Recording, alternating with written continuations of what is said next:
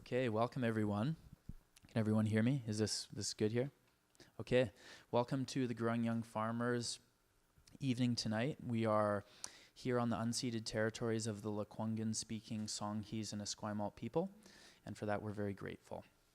So a bit about myself. My name's Joshua Wagler, and I'm here as your host this evening. And a little bit about me. I'm one of the co-founders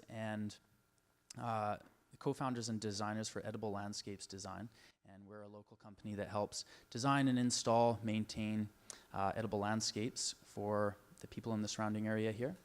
And I also happen to be a grower educator for the Growing Young Farmers program.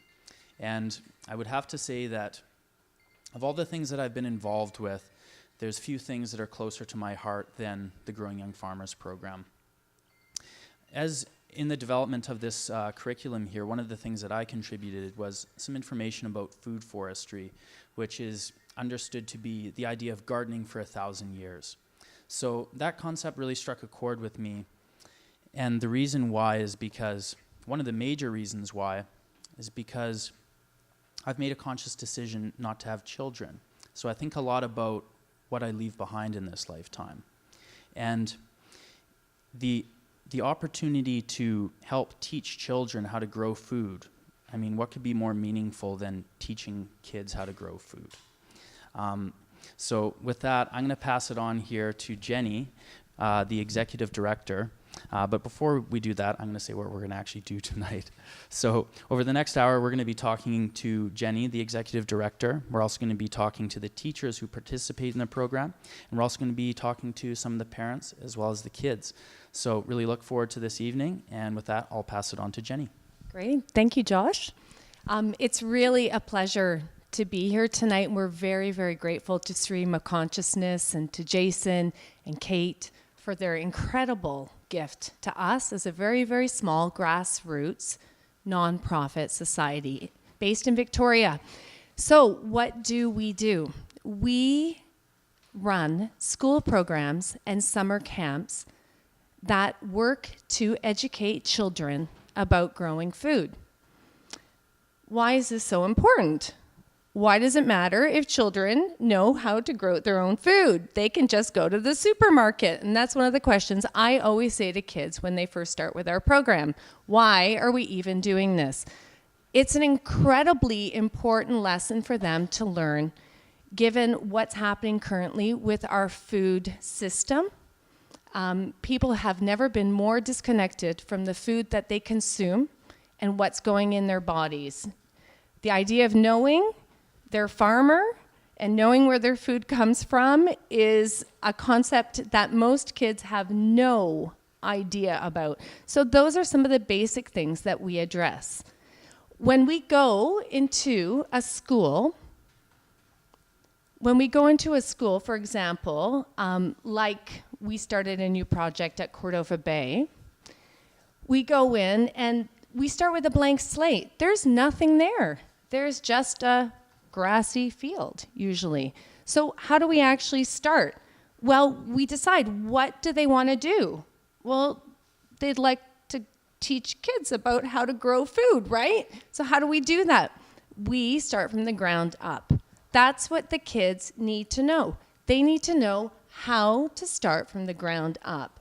So that's a little bit where our program is very different from other programs. We do not do any secret magic fairy work on the weekends where we come in and build a school garden for them and suddenly they come back on Monday and there's a school garden. The kids do all the work. So our gardening style is a permaculture, philosophy-based garden. We start with lasagna gardens. So literally a no-till gardening method. We build the gardens with the kids. It's very fun if the kids actually get to design their own garden beds, which we've done at a number of schools. At one school, they actually built the garden beds in the letters of their school name, which they were so proud of. So we do whatever the kids want to do, but we start from the ground up because the biggest obstacle to growing food is 1, knowledge, and 2, money. So we provide the knowledge, and our method of gardening is super cheap.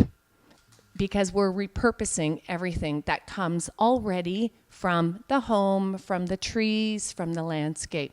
So it's a very hands-on program, and we're very, very proud of that. I couldn't be more excited about what I see coming out of the schools. And where does the funding come for this program? Is this something that's funded by the schools themselves, or how exactly does that work? Oh, that's a great question. So the funding actually comes, so we are a nonprofit. We have nonprofit designation. We are completely self-sustaining. We charge the schools for our lessons. It's not a big charge, but we pay everybody who's teaching with us if they choose to get paid. The rest of the money goes to sustaining the society as a whole, but we don't get any government funding at all. We are very grateful, though, to the Victoria Foundation. We've received funds from them, as well as the Horner Foundation. So we have very generous benefactors once in a while who appear out of nowhere. Yeah. Awesome, thank you. So for this next segment of the evening, we're going to be chatting with a couple of the parents from the program here, and I'm really excited to have this conversation. I don't have any kids of my own, and so this is a world that I'm not in touch with. You know, I've helped teach the kids, and I've helped work with the teachers, and I've been involved with the grower educators, but I haven't had an opportunity to chat with any of the parents yet. So I'm looking forward to that. So. First we have Diane. Okay, so Diane, one of the questions I have, because when I'm working with the kids, one of the things that I love the most about working with the kids is that they're teaching me. So at first when I took the position on of being a grower educator, I thought that I was going to bestow upon the kids all this great wisdom. But I found that it was actually very much the opposite. Being in a class with so many children and being able to see through their eyes was an extremely rewarding and also educating experience. So I'd be interested, what are some of the things that your kids have taught you about gardening? Good. That's a great question. Well, so much really came out of Growing Young Farmers at Cordova Bay. We were lucky enough to have the program at our school.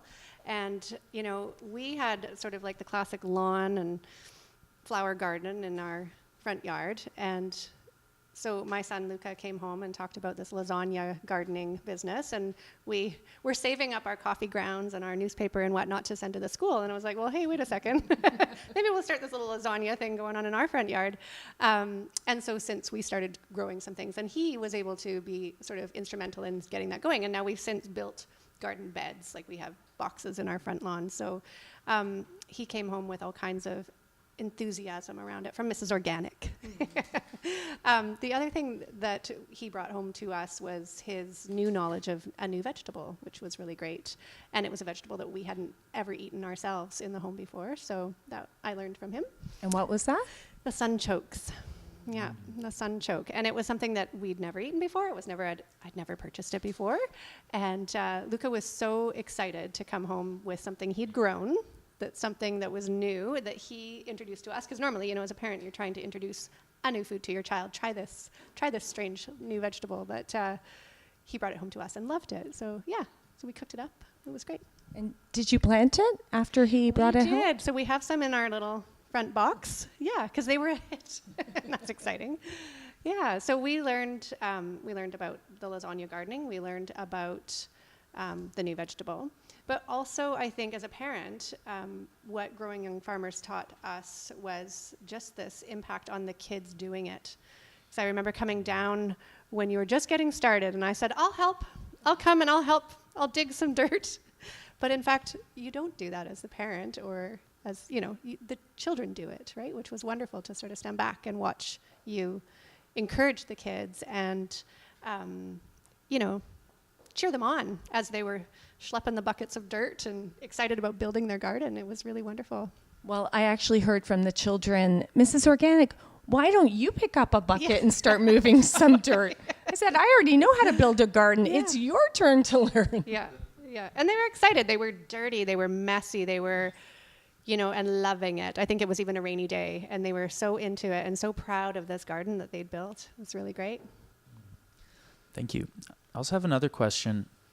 Have you noticed any changes, other than the sun choke, but have you noticed any changes in the eating behavior or just general behavior with your kids since they've started taking this program? Yeah, definitely. Definitely. I think what it does is opens their mind to something that maybe they hadn't tried before, and trying it out. So I know that we see a lot more adventurous eating. The other thing is Luca's much more curious about, where did this food come from?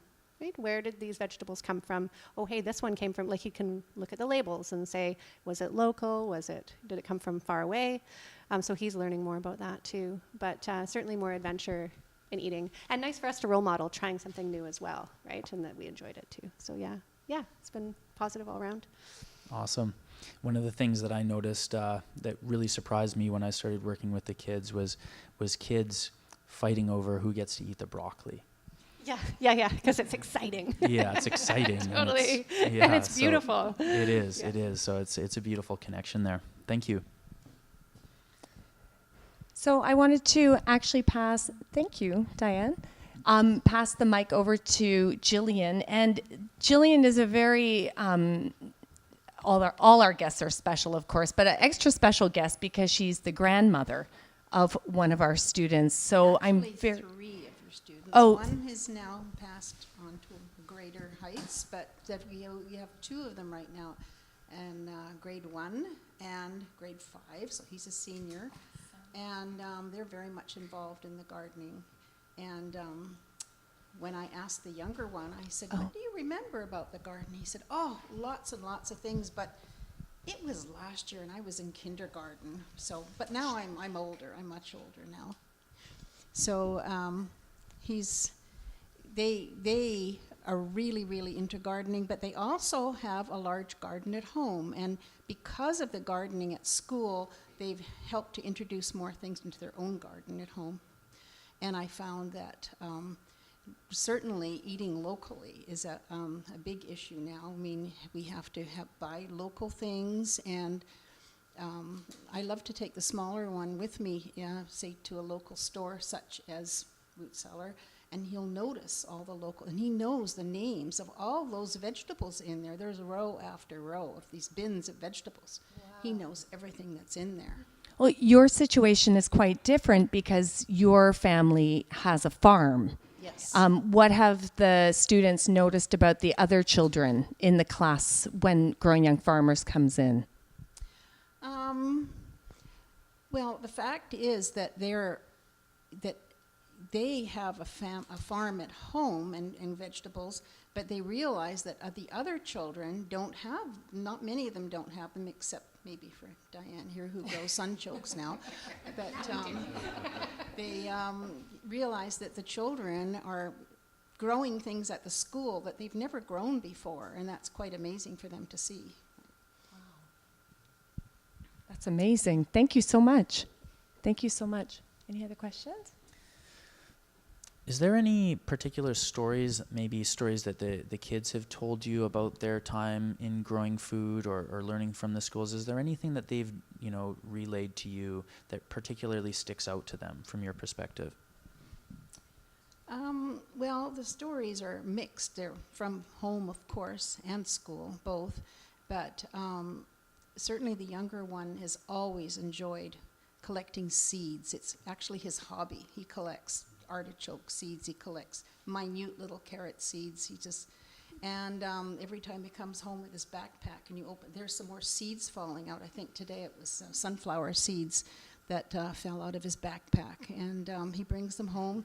He took a lemon seed home from my house a couple of years ago when he was, I think, 2 or 3. And now we have a 3-foot lemon tree grown. There is a child with a green thumb, I'll tell you. Thank you. Sometimes when we're teaching the kids and we're in the class, you see there's some kids who are really engaged and there's some who are a little bit more distracted. But you never really know what really clicks and what really sticks with people. Sometimes it's just a single experience in the garden that can have a huge impact. I know for myself, I took a field trip one time when I was young, and my grandparents have a farm as well, so I spent lots of time on the farm. But For myself, it was being out on a farm where the farmer was an artist, so he was actually painting his fields and painting his landscape. And just that one little detail there, just in one moment, and I was probably very distracted. I was probably one of the kids that was running around. In fact, I know I was. But just that little moment of something very, very small had a profound impact on my life, and you never really know how that spreads out.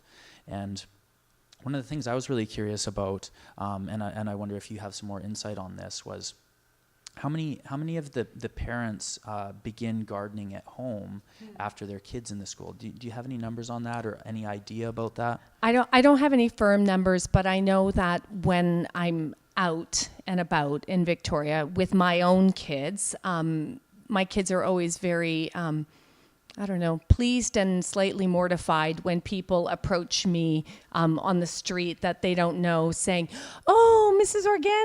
Organic," and the kids come up to me on the street with reports about what they've done.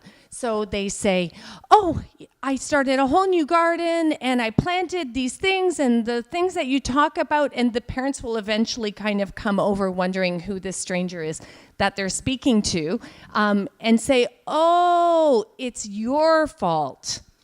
It's your fault I had to build a garden. Oh, they had us collecting coffee grounds at Starbucks. They had us, piling up leaves." So there's a lot of feedback from that kind of just strangers who approach me and tell me about what they've done. So it trickles down. We start with the kids, and then they affect their parents. And then their parents, who are the buyers, they will affect our economy. They'll buy from our farmers, not those farmers somewhere else. So it's a huge thing. Yeah, it's huge. Awesome. Well, I'm really looking forward to hearing from the kids directly. So with that, I think we're going to put on a quick video. Is that right? And then we're going to have the kids come up here. So thank you very much. Thank you, ladies. For this evening, and also for everything beyond this evening, before this evening, after this evening, and also a big thanks to all the children, all the other parents.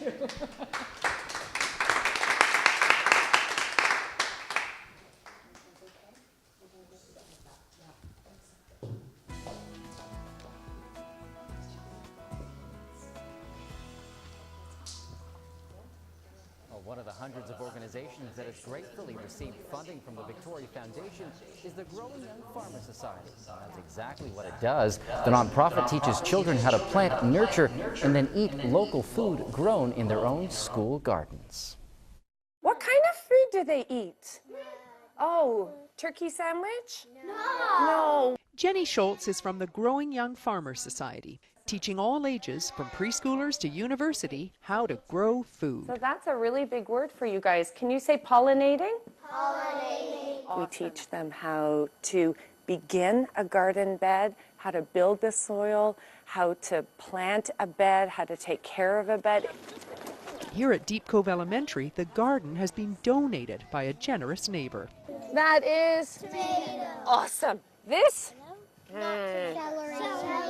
It makes me very happy to see the children here and getting fed some green stuff. Did I pick it correctly? No? What did I do wrong? You ripped the leaf. You want to take the whole stem. It always surprises me how willing they are to try new things from the garden. We'll just go out into the courtyard or come to Jerry's and they just pick things and eat it right away. I love it. Jerry has owned this property for decades. Now 82, he's made arrangements for the creation of a park. I can live here till I die, and then the municipality takes over and it's a park. And the kids can be here and enjoy, and I enjoy having the little children here. Look, it's as big as your head. Look. And the children love visiting the garden they planted. It tastes fresh. Good. Delicious. We heard feedback from the parents and the teachers about how their child ate things that they didn't eat before or tried vegetables that they didn't try before. Do you think it's fresh? Because I think when they take that ownership of what they've grown and they consume what they've grown, there's really no better thing that we could be doing for our kids. Growing Young Farmers, one classroom at a time. Vital People is brought to you in part by the Victoria Foundation, connecting people who care with causes that matter. Okay, so we're back, and we're back with the stars of the show here. Thanks for being here, everyone. So, big thank you to you all for being in this program and for coming here tonight and for paying attention in class and listening to the grower educators and all the hard work that you've done. I know that you guys have probably done a lot of work. I haven't seen your gardens yet, but I know how much work it is. And I'm really looking forward to hearing a little bit more about your experience in the program. So I'll pass it over to Jenny here, and she's got a couple questions for you. Awesome. So we're going to start with Brendan, okay? So Brendan, can you just tell us your name, what grade you're in, and do you want to start with that? Sure. My name's Brendan, and I'm grade 4.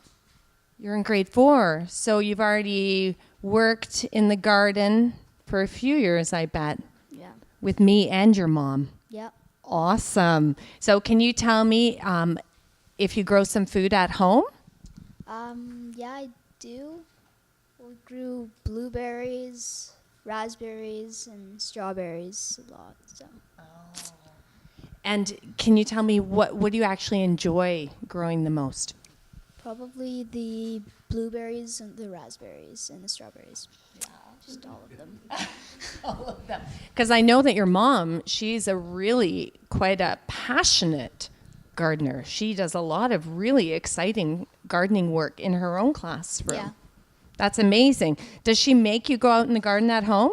Yes. She does? And do you go? Usually. Mm-hmm. So when you were working with me at your school, how did that change your experience about gardening? Well, I think we just did it more at home than we used to. So. Was it easier when Mrs. Organic told you to do it than your mom? Yes. Hopefully she didn't hear that. Maybe your mom didn't hear you. That's awesome. Anything else you want to add, Brendan? No. Super. Do you want to pass the mic over to Liam? Hi, Liam. Hello. Right up like that. Awesome. Liam, thanks for coming. So I have a question already for you. Are you ready? Awesome. Do you want to tell me what school you go to? Cordova Bay School. With my friend Alexander here. Nice. You brought all your friends. I love that. And of course, my community is Cordova Bay, which is why we are heavily represented here tonight. So, Liam, when I started working at Cordova Bay, you were one of my most enthusiastic gardeners. Yes, I was, and yeah, it was very fun, and I really liked it. Especially when we need to lift the buckets for that all that getting messy thing. Like I like getting messy, which and somehow I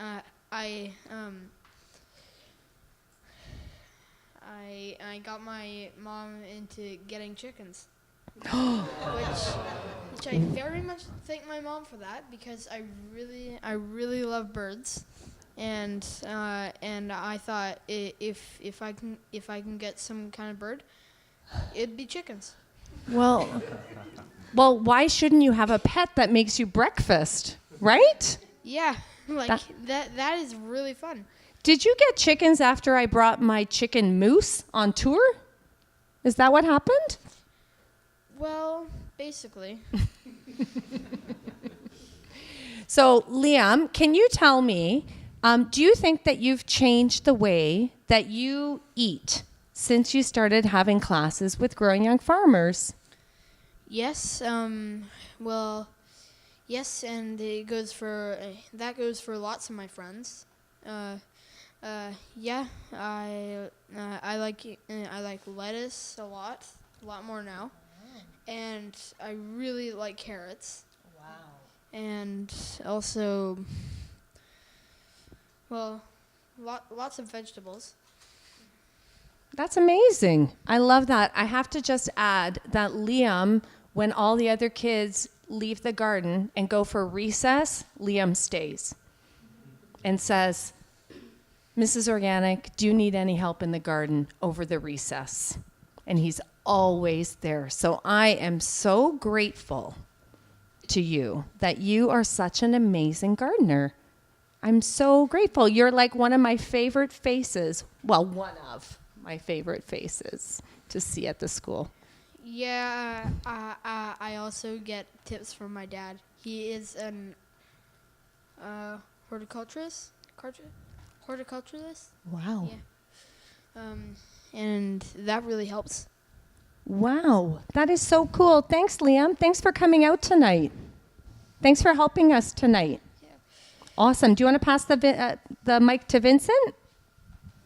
Hi, Vincent. Hi.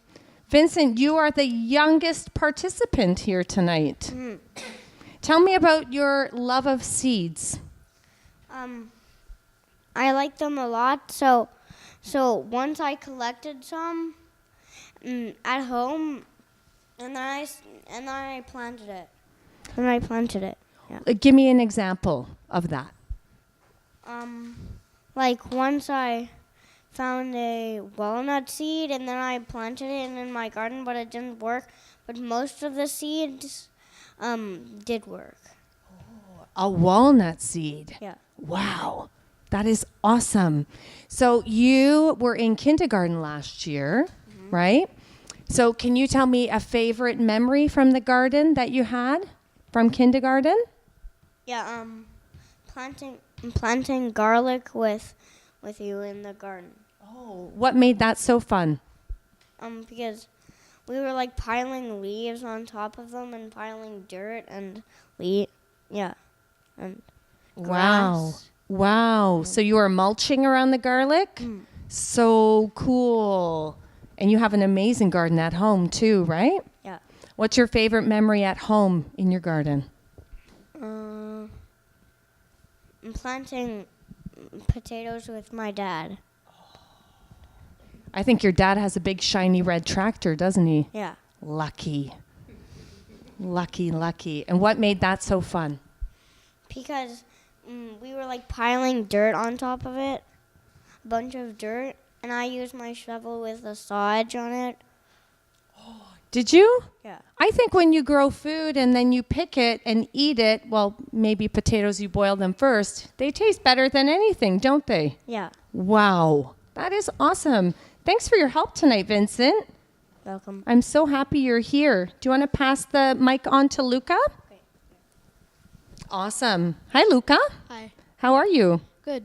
Good. So, Luca, I want you to tell me the story that your mom keeps telling about you. I remember trying the sunchokes, and it actually kind of tasted like coconut, and I like coconut.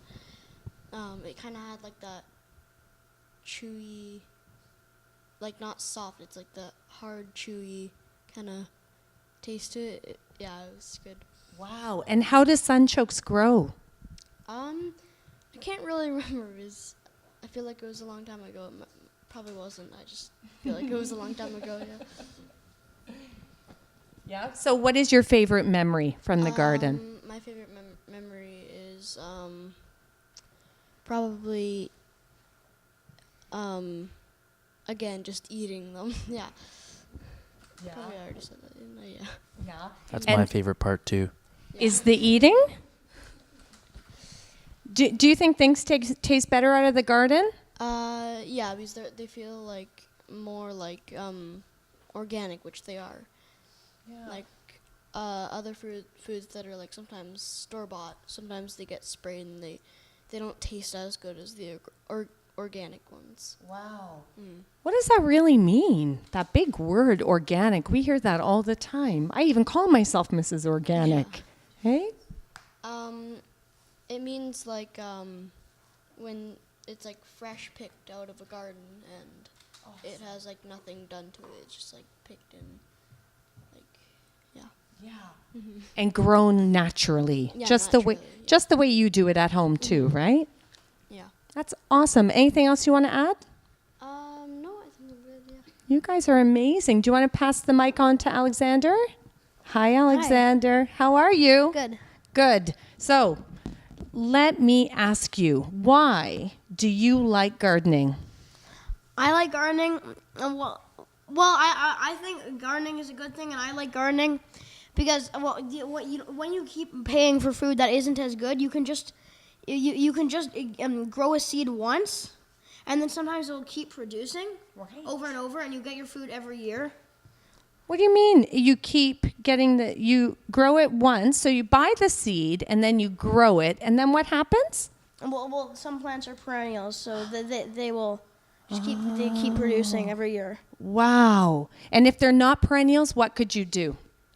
Well, you could replant them or like by taking their seeds. Oh, seed saving.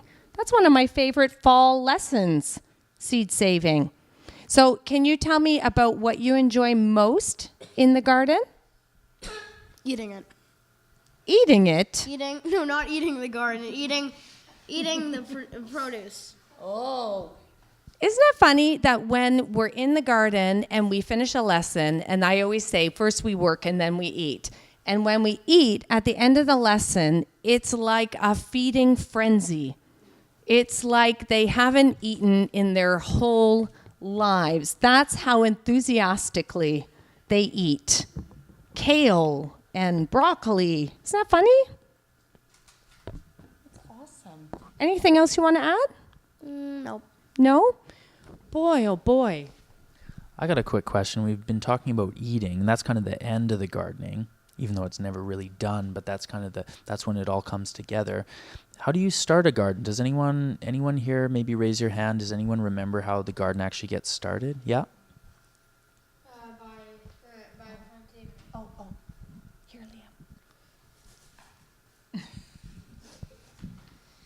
By planting maybe lots of seeds and making certain bed of materials like the lasagna bed, which is filled with compost and maybe paper and well, there's one thing about my garden that I really was planning the whole time that my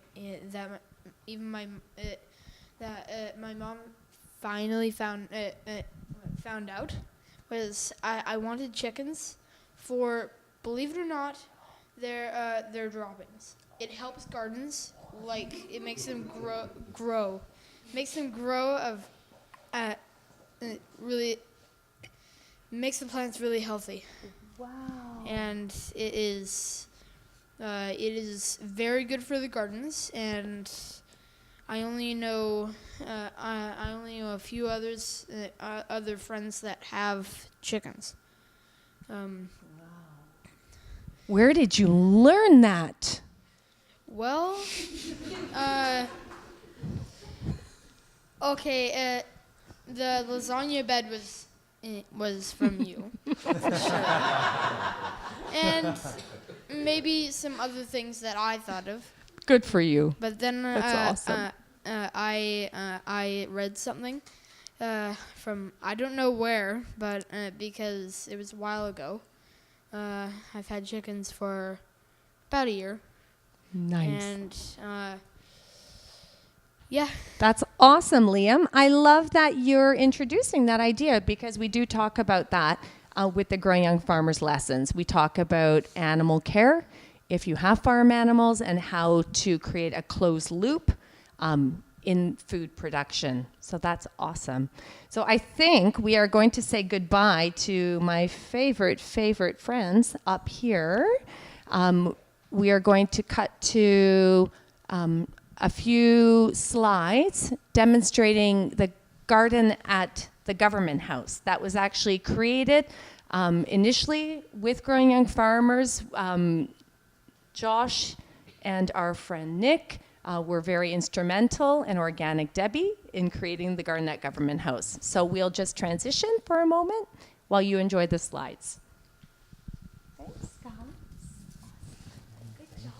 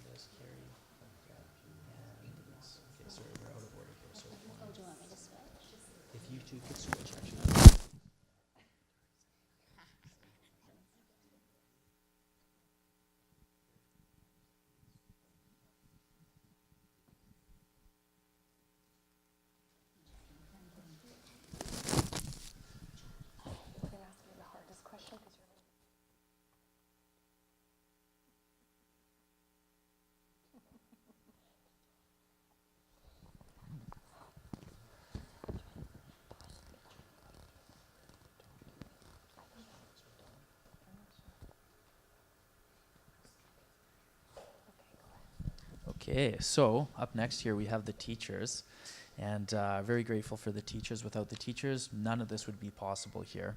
So extremely grateful for all the work that you do and for being here tonight and chatting with us. So I got a question for you, Jenny. Yes. How important are the teachers to this program, and why are they so important? Well, we call them champion teachers, because without the teachers championing the gardening work, it lacks a certain something. So we go into the schools. Typically, we do what's called a fall session and a spring session. So what we like to see happen is that we see the same class every week at the same time. So for example, I will go to Louise's class every Wednesday at 9 o'clock for a certain number of weeks. Then we take a little bit of winter break, and then we come back in the spring and continue with our gardening. But if Louise has not talked to her class at all about the garden between those lessons or during that break, the kids don't have that same passion for it. There's no reminders. They're not dressed properly. They haven't brought any supplies. It's great when the teachers and the schools can really create it like it's a legacy project for the teachers, for the community to build this garden all together. And so we can do as much as we can do in our day at the school, but it's awesome when you have amazing teachers like this who really talk about what's happened and continue reinforcing the ideas. Those are the teachers that make all the difference for our program. Beautiful. You know, one of the things that really struck me about the Growing Young Farmers program is compared to some of the other programs, and there's lots of great programs helping kids grow food, but it's the consistency, and it's how it's actually integrated into the curriculum. Many of the teachers, as I understand, will bring up the garden in the math class, maybe when doing an area calculation or something like that. And I think it's those things that take the more abstract concepts that are present in education and really bring it literally down to the ground and make it something tangible that the kids can actually understand. I think if I would have looked back and I would have had maybe more of an on-the-ground understanding of why I should be learning math and why trigonometry was so important, and now it's actually very important in my line of work. But if I would have known that there was a real way to apply that into something that could actually feed me, I'd probably be paying a lot more attention in math class. So with that, I guess I'll ask you first, Louise. Since working with the Growing Young Farmers, have you noticed that there's been any particular impact on the students in your class? Definitely. Definitely, it really changed the way they really, when we go to outside, they really looking for how the plant grow, even the insect, and the surrounding, and they really get into it. I think the ownership is really, I used to talk with my hand, that's why it's keep moving. So they take ownership, and they really enjoy going to that garden. You saw Jerry's garden, so yeah. And you actually run the entire program on behalf of your school. Why Yes. would you do something that requires that kind of work? It's very important. We're building a learning skill, a lifelong learning skills for those students, and for training those teachers that maybe they won't go to a garden, they never grew anything. So this is a good way to have a mentor like you and really put this program on the map for the school.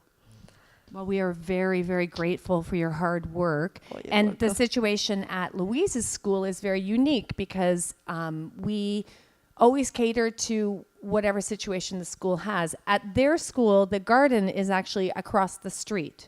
So all the kids have permission to go for a walk. At one point, it was in 3 different locations at the school. So when we go into a school, we can work with whatever parameters the school has. If they already have garden beds that are raised garden beds, then we can still work with that. If they have nothing, then we start from the beginning. So in this situation at Louise's school, it's a very unique situation, I would say. I think it gave us flexibility to, and get out of the school and see the neighborhood, what it looks like. And do you notice a change in the children's behavior after gardening or during gardening? For sure, they love to go outside, to be in nature. This is where you learn, right? To be outside and enjoy your surrounding, definitely. Thank you. That's great. Thanks, Louise. Thank you. So up next, Candace, I've got a question for you. And in particular, I'm wondering, are there lessons that you learn in the garden that cross over into other areas of your teaching and lessons? Is that something that, or even other specific subject areas, for example? Yes, for sure. You mentioned math before, and so I've had my kids map out the garden and looking at how far apart the seeds need to be planted, so they have to measure and plant them in the right place, and looking at where they want to plant it in the garden as well. For math, we also do woodworking, so we actually built like the wood frame around for our lasagna garden.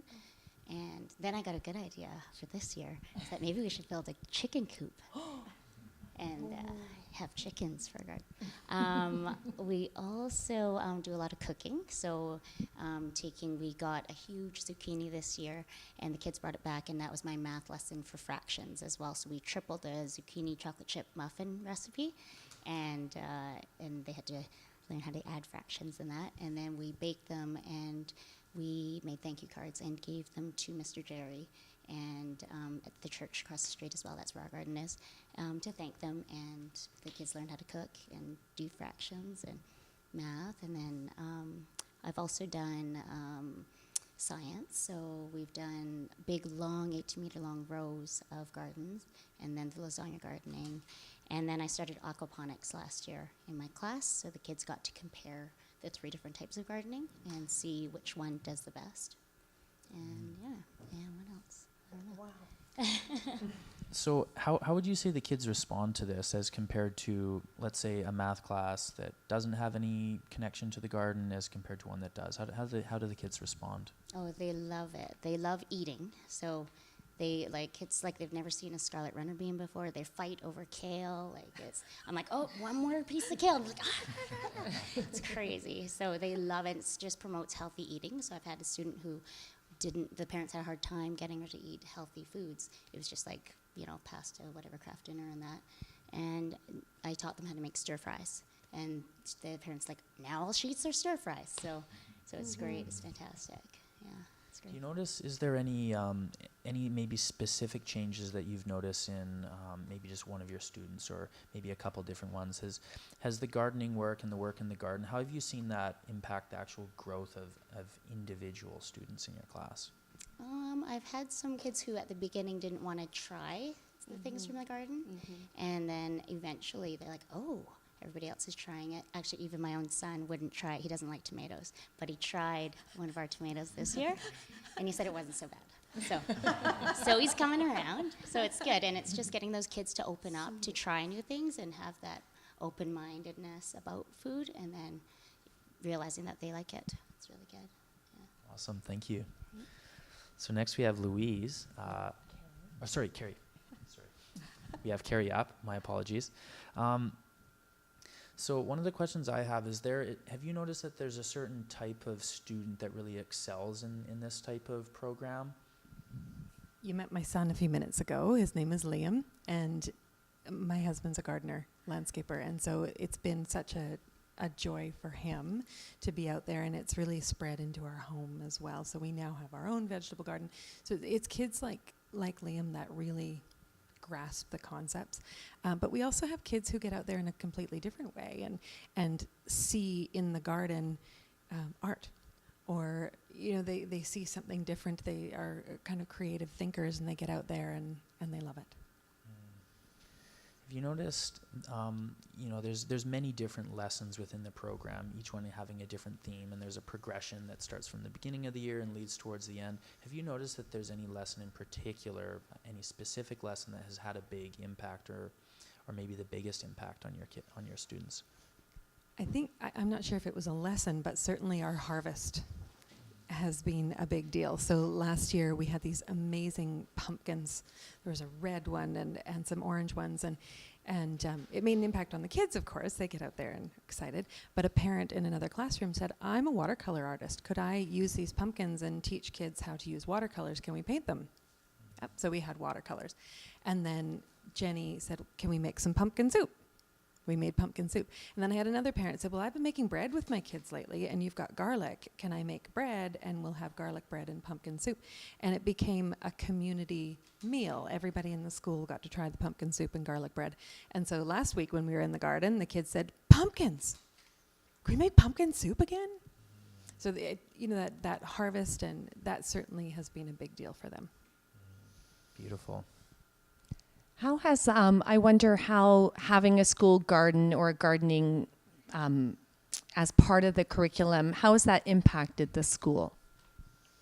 I think it has brought our community together in a number of different ways. So there are those parents who see the garden as a vehicle to bring in their own skills and teach us. We also have parents who bring in soil for us, and so it's been a community effort.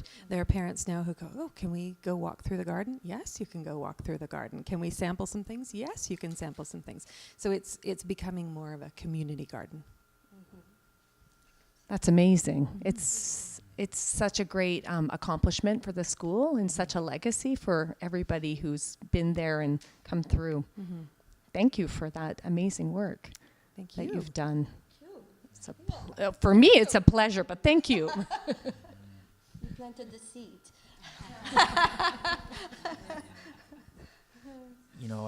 One of the things that really jumps out to me is thinking about, like you say, the legacy. And one day these kids are going to be adults, and they're going to be able to come back to the very school where they planted their apple tree. And I'm actually getting chills. I remember when I was a kid just planting a tree with my class, and what a big impact that was. And I haven't been able to go back to where that tree was planted, but I just imagine how many kids are going to have that experience, and what a meaningful thing that will be. And they will grow along with their apple tree, and that's a really beautiful thing. So yes, thank you. Well, I actually broke down the numbers, Josh, and I have a very rough estimate that we have impacted about 20,000 children since the beginning of Growing Young Farmers with our classes. So over time, some of those have been, the same child, but 20,000 kids have come through our program. So I can't, of course, I'm very biased, but I can't say strongly enough that I believe that teaching children how to grow food is, there's no greater gift that we can give our children, for them to be aware of what they're consuming, for their health of their body, for the health of their community, for the health of our farmers, our local farmers. It's incredible. Yeah. It really is. And there's that quote that everyone knows, if you give a person a fish, they'll eat for a day. If you teach a person to fish, they'll eat for a lifetime. And this is much like that, but I think where this differs is that we're actually growing food in a way that actually gives back as well. So it's not just, taking a fish from the water, it's actually growing food in a way that actually makes the land healthier each year. So we have this amazing opportunity to actively improve the land around us.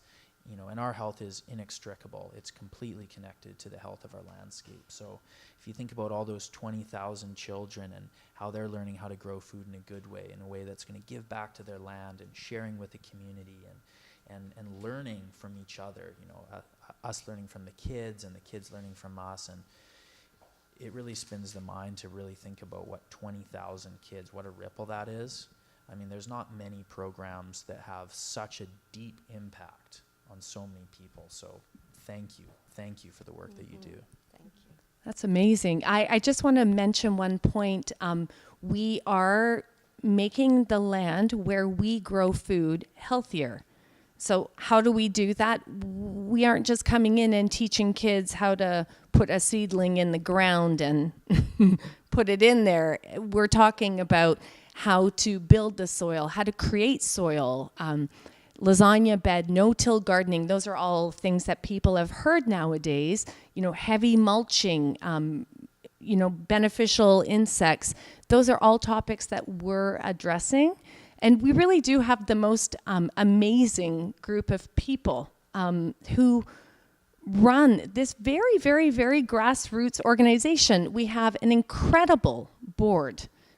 They're all volunteers. I am so grateful to them every day. People such as yourself who always come in and pitch in. We have grower educators who are out there teaching in different schools. I'm not doing it all. There are people out there who are teaching at different schools. So right now we're at 12 different schools in Victoria, Saanich, and the West Shore.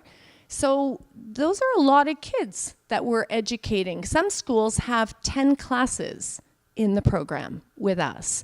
So there's almost not enough days in the week. So we're always looking for people who want to join us, who feel our passion, and they understand what it takes to educate a child, and how important it is to do so, how important it is to teach kids about caring for the earth by building these amazing gardens. Beautiful. Well, it's, like I said, it's one of the most meaningful things I've ever been involved with, and it's an honor to help out. And I know that for people who do get involved, I'm also quite biased, but for people who do get involved, I can really guarantee it will be one of the most meaningful things that they get involved with. So I just have one quick question here, and that's, you know, how can people get involved? How can people support this program? Because I know there's many people out there who would like to. I would love to hear from people who would like to help us teach, or who would like to be part of the board. We also would love those silent partners who just want to give us money, quite frankly. Sponsorship, we are very grassroots. We are completely just running on our own steam. So any help in whatever way people decide, $400 sponsors one class for the entire year. So $400, and that comes with a tax receipt. So it's a really amazing gift for us to receive from people. Beautiful. Is there any other closing remarks that anyone would like to make here this evening? Sure. I think we're really grateful for what you do, and the connection the kids build, it's like I say, it's something, a life skill. Thank you.